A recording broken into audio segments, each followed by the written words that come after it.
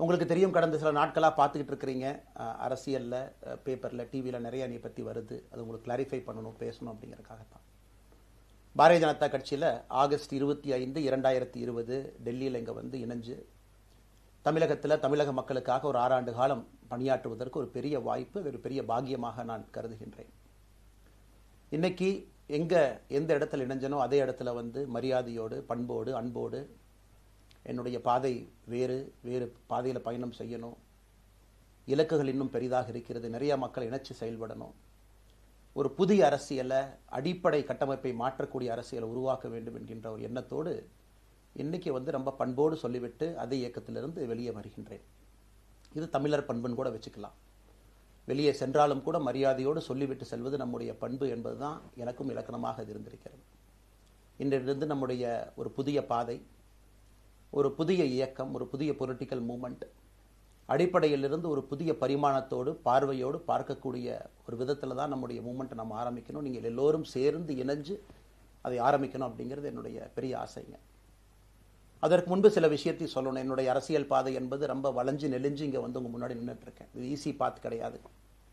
ஒரு கிராமத்தில் பிறந்து ஒரு சாதாரண குடும்பத்தில், விவசாய குடும்பத்திலிருந்து வந்து ஒரு காமன் மேன் அரசியலுக்கு வர்றதே நம்ம ஊரில் நாம் ஒதுங்கிக்குவோம், வரமாட்டோம். பட் அதே போல் என்னுடைய பாதையும் கூட 2009 கேப்டன் விஜயகாந்த் அவர்களுடைய கட்சியில் தேமுதிகவில் ஐஎம் லக்னோவில் படிக்கும் பொழுது ஒரு இன்டர்ன்ஷிப்பாக 3 மாத காலம் ஆரம்பித்து, அதன் பிறகு 10 ஆண்டு காலம் கழித்து பாரதிய ஜனதா கட்சியில் ஆரம்பித்து 6 ஆண்டுகள் பாரதிய ஜனதா கட்சியிலிருந்து இன்னைக்கு தனித்துவமாக நம்முடைய இயக்கத்தை மக்கள் முன்னாடி வைக்கணும். உங்கள் முன்னாடி வைக்கிறேன். 25 வயசில் எனக்கு அந்த இன்டர்ன்ஷிப் திரு விஜயகாந்த் அவங்ககிட்ட செய்கிறக்கு ஒரு பெரிய பாக்கியம். அன்னைக்கு அரசியல்னால் என்னன்னே தெரியாமல் ஒரு புதிய அரசியலை தமிழகத்தில் கொண்டு வர முடியுமான்னு யோசித்த தருணம். இன்னைக்கு வயது 42, கிட்டத்தட்ட 17 ஆண்டுகள் போராடிக்கிட்டே இருக்கிறேன். ஒரு புதிய பாதை உருவாக்க முடியுமா, ஒரு பெட்டர் பாலிடிக்ஸ், ஒரு பெட்டர் சொசைட்டி கொண்டு வர முடியுமா. அதே நேரத்தில் நிறைய யூகங்கள், நிறைய பேர் நிறையா சொல்கிறனால இதே டெல்லியில் ஆகஸ்ட் 24, 2020 பிஜேபியில் இணைய வரும்பொழுது சூப்பர் ஸ்டார் ரஜினிகாந்த் அவங்க எனக்கு ஃபோன் பண்ணாங்க. எனக்கும் அவருக்குமான நட்பு கிட்டத்தட்ட நான் பதவியிலிருந்து வந்த பிறகு ஒரு நட்பு. நிறைய அவர்கிட்ட பேசுவேன். அவருடைய அரசியல் பாதை எப்படி இருக்கணும் அப்படின்லாம் பேசியிருக்கேன்.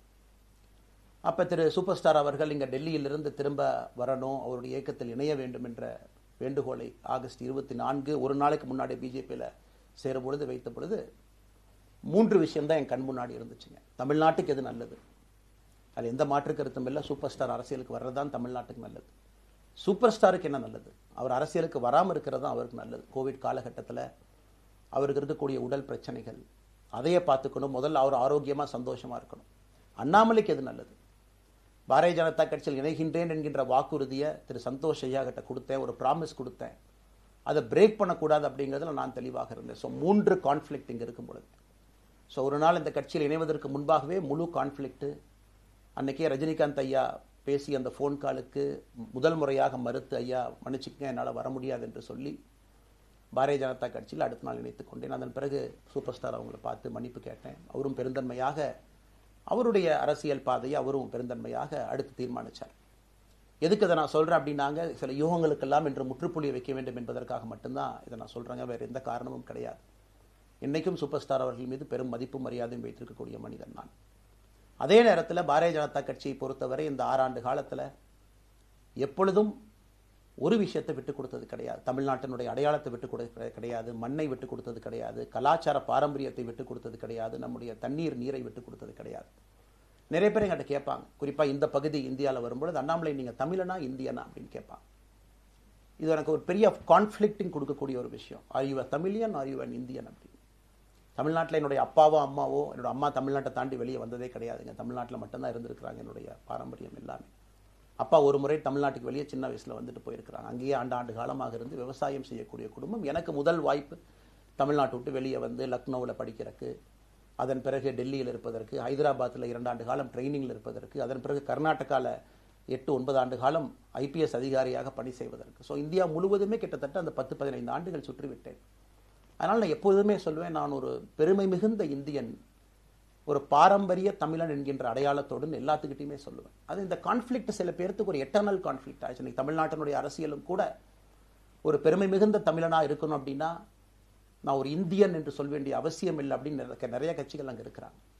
நான் எப்பொழுதுமே தொடர்ந்து சொல்லிக் கொண்டிருப்பது, இந்தியன் என்கின்ற அடையாளத்தோடு ஒரு பெருமை மிகுந்த தமிழனாகத்தான் எல்லா இடத்துலையும் இருக்கிறேன். அப்படித்தான் இந்த இயக்கத்திலும் இருக்கணும். நாம் ஆரம்பிக்கக்கூடிய இந்த இயக்கத்தில் உங்களோடு பயணம் செய்யணும். தமிழ்நாட்டினுடைய எந்த பிரச்சனையும் கூட முன்னிறுத்தி சமரசம் இல்லாத நம்முடைய தமிழ்நாட்டினுடைய வளர்ச்சியை நாம் எல்லோரும் கொண்டு போகணும். எத்தனையோ பிரச்சனைகள். நான் பாரதிய ஜனதா கட்சியில் இணைந்த பிறகு எல்லா தலைவர்களும் பெரும் ஒத்துழைப்பு தான். இருந்தும் தனியாக போகணும், உள்ளாட்சி தேர்தலில் தனியாக போகணும், தமிழ்நாட்டினுடைய அடையாளத்தோடு பாரதிய ஜனதா கட்சி இருக்கணும். தமிழ்நாட்டினுடைய அடையாளம் மிக முக்கியம் என்பதற்காகத்தான் அன்னைக்கு தலைவர் திரு ஜே.பி. நட்டா அவர்கள் நிறைய பேர்த்துக்கிட்ட பேசி நாம உள்ளாட்சி தேர்தல் தனியாக போகணும், அதே போல தான் லோக்சபா தனியாக போகணும். ஏதோ தனிப்பட்ட முறையில் எனக்கும் இன்னொரு கட்சிக்கும் பிரச்சனை இல்லைங்க. பாரதிய ஜனதா கட்சி ஒரு தமிழர் அடையாளத்தோடு களத்தில் இருந்தால் மட்டும்தான் அது தமிழர் நலத்தை முன்னிறுத்தக்கூடிய கட்சியாக இந்திய அடையாளத்தோடு இருக்க முடியும் என்கின்ற ஒற்றை நம்பிக்கை மட்டும்தான். டங்ஸ்டன் பிரச்சனையாக இருக்கட்டும், அதை கத்தி கூச்சல் போடாமல் அதை பொறுமையாக ஒரு இடத்திற்கும் சென்று நம்முடைய கட்சி அதை நம்ம சரி செஞ்சு கொடுத்தோம். மீத்தேன் ஹைட்ரோ கார்பன் திட்டமாக இருக்கட்டும், நிலக்கரி சுரங்கம் திட்டமாக இருக்கட்டும், எதாக இருந்தாலும் கூட, ஏன் மேகதாத்து அணையில் இன்னைக்கு கர்நாடகாவில் எப்படி டி.கே. சிவகுமார் அவர்கள் சொல்கிறார்களோ அன்னைக்கு நாங்கள் அணை கட்டியே தீர்வோம் என்று சொன்ன பொழுது தமிழ்நாட்டினுடைய பாரதிய ஜனதா கட்சி கர்நாடகாவில் ஆட்சியில் இருந்த நம்முடைய பாரதிய ஜனதா கட்சியை அன்னைக்கு எதிர்த்து நாம உண்ணாவிரதம் தஞ்சாவூரில் இருந்தோம். எப்பொழுதும் எந்த உரிமையும் விட்டு கொடுக்கல. அதே நேரத்தில் அந்த கான்ஃப்ளிக்டை பொறுத்த வரைக்கும் கத்தி கூச்சல் போட வேண்டும் என்கின்ற அவசியம் இல்லை. பொறுமையாக பாந்தவியமாக பேசி நம்ம உரிமையை விட்டு கொடுக்காம செயலாற்ற முடியும் என்பதை ஒரு நாளும் கூட எனக்கு கிடைத்த பொறுப்புகளில் உங்களுக்கு நான் அதை காட்டிக்கிட்டே தான் வந்திருக்கேன். அதனால் இன்னைக்கு திரு மோடி ஐயா அவர்கள் மீது மிகப்பெரிய ஒரு மரியாதை வைத்திருக்கக்கூடிய மனிதன், நாட்டினுடைய பிரதமர், இந்த நாட்டை பாதுகாத்து கொண்டிருக்கக்கூடிய மனிதர். ஆனால் ஒரு லெவல் வரும் பொழுதுங்க, இந்த சின்ன சின்ன பிரச்சனைகள் அப்படியே சேர்ந்து வரும் பொழுது தொடர்ந்து நாமும் அவர்களுக்கு பிரச்சனையாக இருக்கக்கூடாது. ஒரு பிரச்சனையை எடுத்துட்டு போய் இங்கே பாருங்க இந்த பிரச்சனை, இந்த பாருங்க இந்த பிரச்சனை, இந்த பாருங்க அந்த பிரச்சனை, ஒரு அளவுக்கு தாங்க நம்ம சொல்ல முடியும். அதனால தான் பொறுமையாக பாரதிய ஜனதா கட்சியினுடைய முக்கிய தலைவர்களை பார்த்து மிக பொறுமையாக, இது இன்னைக்கு கான்வர்சேஷன் 3 நாளாக நடக்கலைங்க. இதை கிட்டத்தட்ட நான் 1 ஆண்டு காலமாக பாரதிய ஜனதா கட்சியினுடைய தலைவர்கள்ட்ட சொல்கிறேன். 18 மாதங்களாக எனக்கு இருக்கக்கூடிய கருத்து வேறுபாடுகளை மிக பொறுமையாக, வெளியில் கத்தி கூச்சல் போடாமல் மிக பொறுமையாக 18 மாதங்களாக எல்லா இடத்துலையும் சொல்லிக்கிட்டே வர்றேன். டிசம்பர் 4ஆம் தேதி பாரதிய ஜனதா கட்சிக்கு சொன்னேன், நான் கட்சியிலிருந்து வெளியே செல்ல இருக்கின்றேன், இன்றைக்கே உங்களை நான் தயார்படுத்த விரும்புகிறேன், அதனால் நீங்கள் நாளைக்கு நான் எடுத்தோம் கவுத்தன் ஒரு முடிவெடுப்பதாக நீங்கள் நினைக்கக்கூடாது. டிசம்பர் 4, 2024 25 பாரதிய ஜனதா கட்சிக்கு சொல்லியிருந்தேன். தேர்தல் பணியை முடித்துவிட்டு செல்ல வேண்டும் என்று சொல்லியிருந்தார்கள். அதுவும் இந்த கட்சியினுடைய ஒரு உண்மை தொண்டனாக கட்சி சொல்லியிருக்கிறாங்க, தேர்தல் பணியை முடித்துவிட்டு மே கடைசி வரை நம்முடைய பணியை செய்துவிட்டு தான் வெளியே வரணும் அப்படின்னு. அடுத்து நாம் என்ன செய்ய போகிறோங்க? அடுத்து நாம் இதெல்லாம் பேசிட்டோம், பழசை பேசிட்டோங்க, இருந்ததை பேசிட்டோம். அடுத்து ஆனந்தமாக அன்போடு தமிழ்நாட்டில் ஒரு அரசியல் இயக்கத்தை நாம் துவங்க இருக்கின்றோம். இது அரசியல் இயக்கமாக கட்சி இல்லையா அப்படின்னு நீங்கள் யாரும் கேட்கவே வேண்டாம். கண்டிப்பாக தமிழகத்தில் அடுத்து நடக்கக்கூடிய தமிழகத்தினுடைய பொது தேர்தலில் நம்முடைய கட்சி போட்டியிடும், அதில் எந்த மாற்று கருத்தும் இல்லை. அதற்கு நம்ம தயார் பண்ணணும், நிறைய லீடர்ஸை தயார் பண்ணணும், நிறைய கேடர்ஸை, வாலண்டியர்ஸை தயார் பண்ணணும், உத்வேகத்தோடு தயார் பண்ணணும், அவங்களுக்கு அந்த ஸ்கில் செட்டை நம்ம உருவாக்கி கொடுக்கணும். அதற்கு கொஞ்சம் நேரம் ஆகும். நாம் அது ஒரு இயக்கமாக ஆரம்பித்து நிறைய மனிதர்களை உள்ளே கொண்டு வந்து அவர்களுக்கு சில இடத்துல அரசியலை சொல்லிக் கொடுத்து எல்லா தரப்பட்ட மனிதர்களையும் உள்ளே கொண்டு வந்து, ஏன்னா பாரதிய ஜனதா கட்சியினுடைய தலைவராக பொறுப்பேற்ற பிறகு நான் முதல்ல போய் ஆசீர்வாதம் யார்கிட்ட வாங்கினாங்க, சமீபத்தில் மறைந்த நல்ல கண்ணையாகிட்ட தான். இன்னைக்கு மண் சார்ந்த அரசியலை முன்னெடுக்கணும், நல்ல மனிதர்களுடைய கொள்கைகள் உள்ள கொண்டு வரணும், எல்லா மனிதர்களையும் உள்ளடக்கிய அரசியலை நாம் முன்னிறுத்தணும். டெக்னோக்ராட்ஸ் பெருமளவில் நமக்குள்ளே வரணும், பெருமளவில் நமக்குள்ள டெக்னோக்ராட்ஸ் வரணும். இன்னைக்கு அமெரிக்கா போகிறோம், யூரோப் போகிறாங்க, போய் நமக்கே எவ்வளோ பெருமையாக இருக்குது. ஒரு மிகப்பெரிய நிறுவனம் நிவிடியா எடுத்துக்கங்க, மைக்ரான் எடுத்துக்கங்க, சாம்சங் எடுத்துக்கங்க, இன்டெல் எடுத்துக்கங்க, அங்கே இருக்கக்கூடிய இன்ஸ்டாகிராம், ஃபேஸ்புக், கூகுள், ஆல்ஃபபெட் பார்க்கும் பொழுது வைஸ் பிரசிடென்ட்னு பார்த்தீங்கன்னா ஒரு தமிழன் அங்கே உட்கார்ந்துருக்கிறான். இந்தியன் என்கின்ற அடையாளத்தோடு அங்கே ஒரு தமிழன் அமர்ந்திருக்கின்றார். என்னுடைய கனவு உங்கள் பல பேர்த்த போல அவர்களெல்லாம் திரும்ப இங்கே வந்து அரசியலில் ஏதோ ஒரு விதத்தில் கான்ட்ரிபியூட் பண்ணுறதுக்கு நம்முடைய இயக்கமும் நம்முடைய வருகின்ற காலத்தில் நம்ம ஆரம்பிக்கக்கூடிய கட்சியும் அதற்கு உறுதுணையாக இருக்கணும். அத்தனை டேலண்ட்டை ரிஃபைன் பண்ணி நம்ம கொண்டு வரும். தமிழ்நாட்டினுடைய வளர்ச்சிக்கு எல்லோரையும் நம்ம பயன்படுத்தணும்.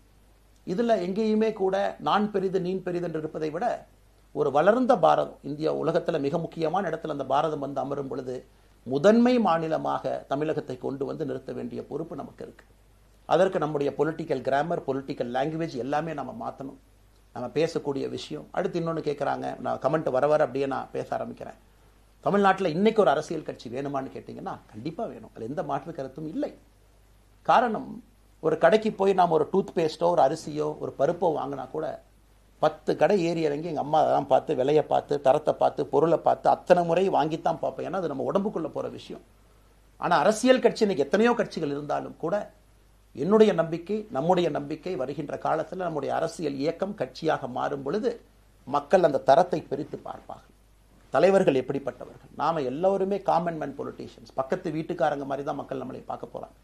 தூரத்திலிருந்து நாம் கை காட்ட போவது கிடையாது. ஏன்னா நாம் யாரும் அப்படிப்பட்ட குடும்பத்திலிருந்து வரவில்லை, அப்படிப்பட்ட வளர்ப்பு நமக்கு இல்லை, நாம் யாரும் அப்படி இல்லை, தமிழனுடைய கலாச்சாரமும் பண்பாடும் இல்லை.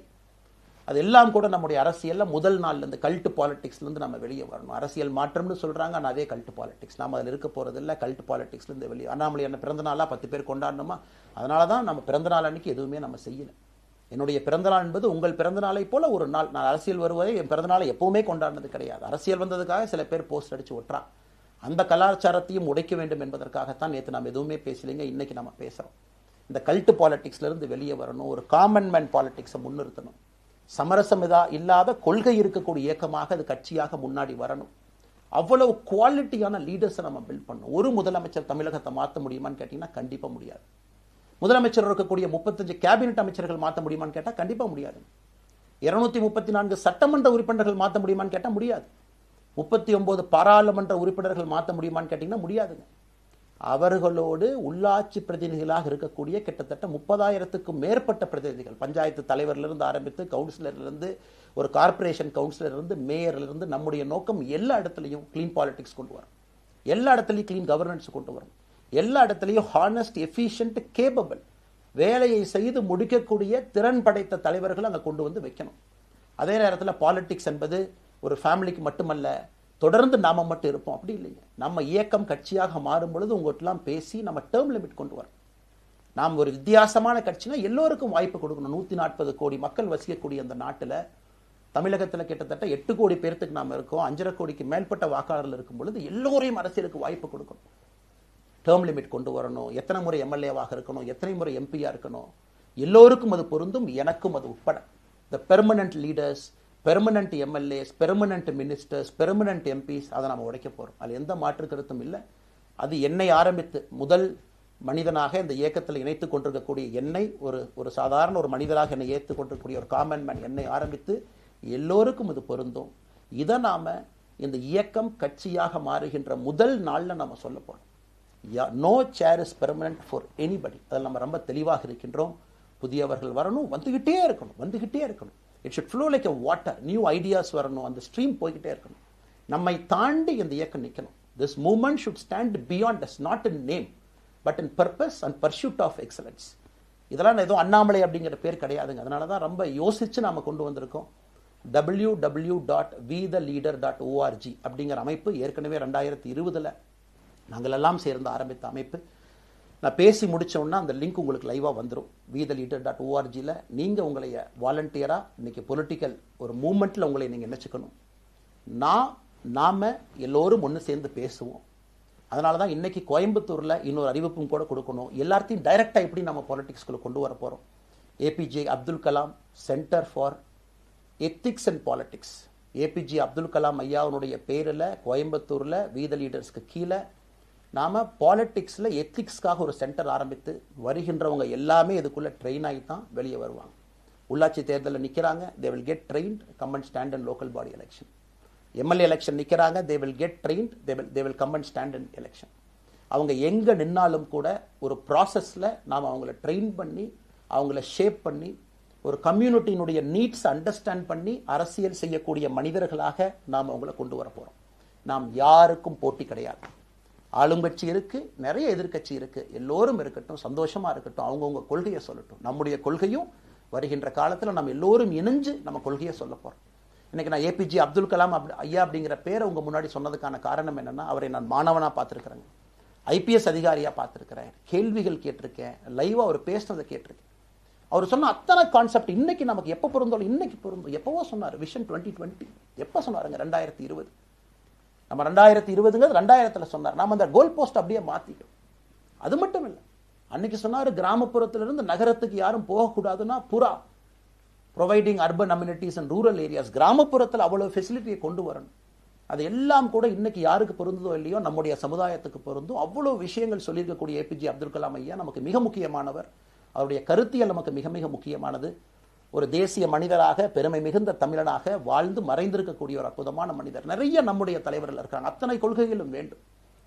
ஒரு ஐடியாலஜி பார்த்தீங்கன்னா ரைசஸ் அண்ட் ஃபால்ஸ். எந்த ஐடியாலஜியும் பெர்மனன்ட் நான் பிடிச்சிருப்பேன். கம்யூனிசம் 100 ஆண்டுகளுக்கு முன்பு எப்படி இருந்த ideology, for right movements, for left movement, centrist movement, liberal movement, ஒரு அரசியல் சரித்திரத்தை பார்க்கும் பொழுது அந்த ஐடியாலஜி தன்னைத்தானே மாற்றிக்கொள்ளவில்லை என்றால், அடுத்த தலைமுறைக்கு தேவையான வசதியை செய்து கொடுக்கவில்லை என்றால், அது எந்த ஐடியாலஜியாக இருந்தாலும் அது அழியும் என்பதுதான் காலத்தினுடைய கட்டாயம். நம்ம பார்த்துக்கிட்டு இருக்கோம். நாம் அதை தாண்டி நிற்கணும். நம்ம மூமெண்ட் அதையெல்லாம் தாண்டி மக்கள்கிட்ட நிற்கணும். இத்தனை பேர்த்த நம்ம எடுத்துகிட்டு போகணும். பெரிய ரிஸ்க் தாங்க, இது சாதாரண வேலை இல்லை. நம்ம எல்லோருமே மிடில் கிளாஸ் தான், காமன் பீப்புள் தான். நமக்கு ஒரு பெடிகிரி கிடையாது, பிஸ்னஸ் நம்ம அதில் பெருசாக அதுலேருந்து வரல, நமக்கு ஒரு ஸ்டார் வேல்யூ கிடையாது, ஒரு பெரிய பாரம்பரியமான அரசியல் கட்சி ஆரம்பித்து நம்ம கையில் யாரும் தூக்கி கொடுக்கல. நாம் எல்லோரும் கஷ்டப்பட்டு ஒரு படியாக தான் அந்த மூமெண்ட்டை கொண்டு போகணும்.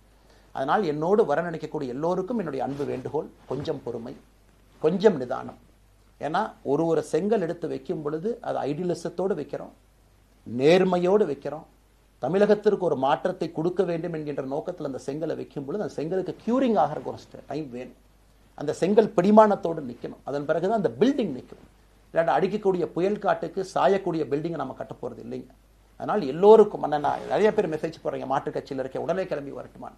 எல்லோரும் சந்தோஷம். wetheLeader.org எல்லோரும் இணைஞ்சு இயக்கமாக அது விரைவில் சரியான நேரத்தில் நாம் அந்த மசில், ஜிம்முக்கு போனால் கூட நேரடியாக 50 கிலோ தூக்க முடியாதுங்க, 10 கிலோலேருந்து 50 கிலோவுக்கு போகும். நாம் அந்த மசிலை பில்டு பண்ணி அந்த மெட்டில் ஃபைபரை நம்முடைய தோழர்களுக்கு நம்ம பில்டு பண்ண உடனே அது பொலிட்டிக்கல் பார்ட்டியாக அது மாறும். அதுவரை பொறுமை பொறுமை பொறுமை. அவசரமாக ஒரு வெயிட்டை தூக்கி முதுகு பிடிச்சி கால் பிடிக்கிறத விட சரியாக ஒரு திசையிலும் அதை கொண்டு போய் இதை பக்காவான முறையில் நம்ம அதை செய்வோம். அதனால் இன்றிலிருந்து நம்முடைய wetheLeaders.org அதில் மூமெண்ட் நம்ம ஆரம்பிக்கிறோம். கோயம்புத்தூரில் ஏபிஜே அப்துல் கலாம் ஐயாவோட பேரில் centre for ethics and politics அதை உருவாக்குறோம். உள்ளாட்சி தேர்தலுக்கு நிறைய மனிதர்களை இங்கிருந்து நம்ம அனுப்புகிறோம். அவங்க உள்ளாட்சி பிரதிநிதிகளாக வர்றாங்க. குட் பாலிட்டிக்ஸை நம்ம சொல்லிக்கிட்டே வர்றோம். அதனால தான் நான் அடிக்கடி சொல்லுவாங்க, நாம் மாறுவோம், மாற்றம் தானாக நடக்கும். ஸோ அதனால தான் நம்முடைய இந்த மூமெண்ட்டினுடைய கொள்கையே மாறுவோம், மாற்றுவோம். Let us also change to bring change. இந்த ரெண்டையும் செய்வோம். யாரும் இதுவும் வன்மம் கிடையாது. அதே நேரத்தில் நம்முடைய சமூக வலைதளத்தில் இருக்கக்கூடியவங்களை நான் வாரியர்ஸ்னு சொல்லிங்க, you are the change agents. என்னை பொறுத்தவரை ஒரு மாற்றத்தை கொடுக்கக்கூடியவங்க நீங்கள். சண்டை களத்தில் சண்டை போடுறது நம்ம வேலை இல்லைங்க, மாற்றத்தை கொடுக்கக்கூடியது நம்முடைய வேலை. கடந்து வந்த பாதையை திரும்பி பார்க்கும் பொழுது கொஞ்சம் சந்தோஷத்தோடு, அதே நேரத்தில் யாரெல்லாம் கைப்பிடிச்சு இவ்வளோ தூரம் கூட்டிகிட்டு வந்தாங்களோ அவர்களுக்கு நன்றி உணர்வோடு, நம்ம முன்னாடி செல்லக்கூடிய பாதை இதுவரை வந்த பாதையிலிருந்து கொஞ்சம் மாறுபட்டு இருந்தாலும் நம்முடைய அனுபவத்தை வைத்து அதற்காக யாரையும் திட்டி தீர்க்கணும்னு அவசியம் இல்லை. சமூக வலைதளத்தில் நாம் ரொம்ப ரெஸ்பான்சிபிளாக இருப்போம். தமிழ்நாட்டில் இன்றைக்கி இருக்கக்கூடிய பிரச்சனை, என்ன கமெண்ட் வேணாலும் யார் வேணாலும் போடலாம், பேசலாம், மைக்கே முன்னாடி இருக்குது, நான் பேசிட்டு போயிடுவேன்னு நினைக்கிறீங்க. பாதிக்கப்படுறவங்க பின்னாடி ஒரு குடும்பம் இருக்குது, குட்டி இருக்குது, குழந்தை இருக்குது, அவங்களுக்கும் ஒரு தனி அடையாளம் இருக்குது. அது என் சைட்லேருந்து தெரியாமல் ஏதாவது தவறு நடந்திருந்தாலும் கூட, என்னை ஆதரித்து செய்பவர்கள் ஏதாவது தவறு செய்திருந்தாலும் கூட அதற்காக இந்த நேரத்தில் நான் மன்னிப்பும் கேட்டுக்கிறேன். இப்போ இருந்து நம்முடைய பாதை, முன்னாடி செல்லக்கூடிய பாதை என்பது மக்களுக்கான பாதை, ஒரு பாசிட்டிவான பாத். காமன் மேன் பாலிட்டிக்ஸை நம்ம பில்ட் பண்ணுறோம், ஃபவுண்டேஷனோடு மேலே வரப்போகிறோம். தமிழ்நாட்டை எல்லா இடத்திலும் கூட கீழிருந்து மேலே வரை அந்த மாற்றத்தை கொண்டு வர போகிறோம். அதனால தான் நான் இன்ஸ்டாகிராம் லைவ்ல வந்தேன். ஒரு புதிய தலைமுறையை நம்ம அரசியலுக்குள்ள கொண்டு வரணும். அவங்களை ஒதுக்கி வைக்க முடியாது. ஏன் அப்படி ஓட்டு போடுறாங்க, ஏன் அப்படி ஓட்டு போடுறாங்க கேட்க முடியாது. They are hungry for change. மாற்றம் வேண்டும் என்று துடித்துக் கொண்டிருக்கின்றார்கள். உடனே நடக்கணும். யூரோப்பியன் கண்ட்ரி போகிறாங்க, டூர் பார்க்குறாங்க, சோஷியல் மீடியாவில் பார்க்குறாங்க. தமிழ்நாட்டில் ஏன் நாளைக்கு காலையில் நடக்கலைங்க? அதே நேரத்தில் நம்முடைய பெரியவர்கள் எத்தனையோ பேர் நான் பார்க்குறேன், வயசான நம்முடைய பெரியவர்கள் நடந்து போகிறதுக்கு கூட இன்றைக்கி ஒரு பார்க் நமக்கு கிடையாது. சாயந்தரம் ஆனந்தமாக இத்தனை காலமாக உழைத்து விட்டு வீட்டில் இருக்கிறாங்க. ஓய்வெடுக்கக்கூடிய நேரத்தில் கூட ஒரு கிரீன் ஸ்பேஸ் அர்பன் ஏரியாவில் கிடையாது, ரூரல் ஏரியாவில் கிடையாது. இத்தனை 60 ஆண்டு காலம் இந்த நாட்டில் வாழ்ந்தும் கூட கடைசி 20 ஆண்டுகள் நிம்மதியாக இருப்பதற்கான கட்டமைப்பை நம்ம உருவாக்கல. ஸோ எல்லாத்தையும் நம்ம யோசிக்கணும். ஒரு பக்கம் ஜென்சி, ஜென் ஆல்ஃபா யூத் இருக்காங்க, அந்த வேகத்துக்கு தீனி போடணும். இன்னொரு பக்கம் வயதான பெரியவர்கள், முதிர்ச்சி அடைந்தவர்கள், பக்குவப்பட்டவர்கள் இருக்கிறாங்க. அவங்களுடைய கடைசி காலத்தை பக்குவமாக வாழ்வதற்கான வசதியை நாம் ஏற்படுத்தி கொடுக்கணும். அதனால் ரொம்ப நேரம் நான் பேசிக்கிட்டே போலிங்க. அதனால் நிச்சயமாக வருகின்ற காலத்தில் நிறைய பேசுவோம், நிறைய விஷயங்களை நாம் பேசுவோம், நிறைய விஷயங்களை பகிர்ந்து கொள்வோம். அதனால் நிச்சயமாக நமக்கு நல்லது நடக்கும். இன்னொரு கேள்வி கேட்டிருக்கீங்க. ஏன்னா நான் பேச பேச அது அப்படியே மேலே வந்துட்டு இருக்கேன். எனக்கு இது புதுசுங்க, அப்படியே நானும் மேனேஜ் பண்ணி பேசிட்டு இருக்கேன். உங்களுக்கும் பிரதமருக்கும் இருக்கக்கூடிய முடிவு, நம்முடைய பிரதமர் மோடி அவர்கள் நம்முடைய பிரதமர், அந்த கௌரவம் இருக்கும். ஆனால் பாரதிய ஜனதா கட்சியிலிருந்து ஒரு விஷயத்தை நம்ம டிஸ்அக்ரி பண்ணுறோன்னா கம்பீரமாக ஸ்ட்ரெயிட்டாக நம்ம டிஸ்அக்ரி பண்ணுவோம். 3 மொழி கொள்கை சமீபத்தில் கொண்டு வந்திருக்கக்கூடிய டைம் டேபிளில் மாற்றம் 2029 தான் 9ஆம் கிளாஸ் பசங்க 3வது மொழியை படிச்சிருக்கூடாது, 2020 மாற்றிய பொழுது நான் குரல் கொடுத்தேன். அதில் எந்த மாற்று கருத்தும் இல்லை. நாம் அப்போஸ் பண்ணுறதுக்காக யாரையும் அப்போஸ் பண்ண மாட்டாங்க, எதிர்ப்பதற்காக நம்முடைய அரசியல் கிடையாது. எப்படி திமுகவை பார்க்கின்றோமோ, எப்படி அதிமுகவை பார்க்கின்றோமோ, எப்படி டிவிகேவை பார்க்குறோமோ, எப்படி அண்ணன் சீமான் அவர்களை பார்க்குறோமோ, எப்படி அண்ணன் அன்புமணி அவர்களை பார்க்குறோமோ, எப்படி இங்கே இருக்கக்கூடிய எல்லா தலைவர்கள், அண்ணன் ஜி.கே. வாசன் அவர்கள், ஏசி சண்முகம் அவர்கள், பாரிவேந்தர் அவர்கள், ஜான் பாண்டியன் அவர்கள், எல்லா கிருஷ்ணசாமி ஐயா அவர்கள், ஐயா வைகோ அவர்கள், அம்மா பிரேமலதா அவர்கள், எல்லா தமிழகத்தில் இருக்கக்கூடிய எல்லா அரசியல் கட்சியினுடைய தலைவர்கள் எப்படி பார்க்கிறோமோ அப்படித்தான் நான் பாரதிய ஜனதா கட்சியை பார்ப்பேன். அதற்காக நம்ம போய் ஒரு வன்மமோ எதுவும் கிடையாது. கட்சி அவங்க கொள்கையை அவங்க முன்னிறுத்த போறாங்க. நம்ம இயக்கத்தினுடைய கொள்கை, நம்ம கட்சியினுடைய கொள்கையை நம்ம முன்னிறுத்த போறோம். யாருக்கும் நாம் போட்டி கிடையாது. மக்கள் முன்னாடி தரம் பார்த்து மக்கள் நம்மை தேர்ந்தெடுப்பார்கள் என்கின்ற நம்பிக்கையோடு மக்கள் முன்னாடி நம்ம நிற்கிறோம். அடுத்து இன்னொரு கேள்வி கேட்டீங்க. அமித்ஷாஜி அவங்கள நீங்க பார்த்தீங்க, போட்டோலாம் வந்துச்சு, என்ன விஷயம் அப்படின்னு. அமித்ஷாஜிட்டையும் அமித்ஷா அவர்கள்ட்டையும் ரொம்ப பொறுமையாக போய் நான் சொன்னேன், இந்த மாதிரி எக்ஸ்பிளைன் பண்ண நான் போகணும். அதே நேரத்தில் நான் யாரிடமும் சண்டை போட்டு விட்டு தமிழகத்தில் உட்காந்து I am resigning from party நான் அனுப்புகிற ஆள் நான் கிடையாது. எனக்கு அது பழக்கமும் கிடையாது. வந்து நேராக உங்கள் கண்ணை பார்த்து சொல்லிட்டு, சில தவறுகள் இருந்தாலும் அதையும் சொல்லிவிட்டு போகக்கூடியதான் என் பண்பு. அதை நாகரிகமாக செய்ய முடியும் என்று நினைக்கின்றேன் என்று சொல்லிவிட்டு தான் வெளியே வந்தேன். அப்படி தான் ஒரு தலைவர்கிட்டையும் பண்ணேன். அதை நாம் எப்பொழுதுமே பண்ணுவோம். நாகரிகமான அரசியலை முன்னெடுப்போம். சமூக வலைதளத்தில் ஆபாசம் வேண்டாம். சமூக வலைதளத்தில் நல்லதை பேசுவோம். எல்லோரும் அவங்கவுங்க இடத்துல தமிழ்நாட்டு மக்களுக்கு நல்லது பண்ணட்டும். பொறுமை பொறுமை பொறுமை. கடைசியாக இந்த வார்த்தையை திரும்ப நான் பயன்படுத்துகிறேன். பில்டிங் கட்டுறோம், கீழிருந்து கட்டுறோம், அதை சரியான முறையில் கட்டி எடுத்துகிட்டு போகணும். நம்புங்க, கூட இருங்க. 42 ஆண்டுகள் வளைவிஞ்சு நெலிஞ்சு சுற்றி இன்னைக்கு இந்த இடத்துல உங்கள் முன்னாடி வந்து உட்கார்றேன்.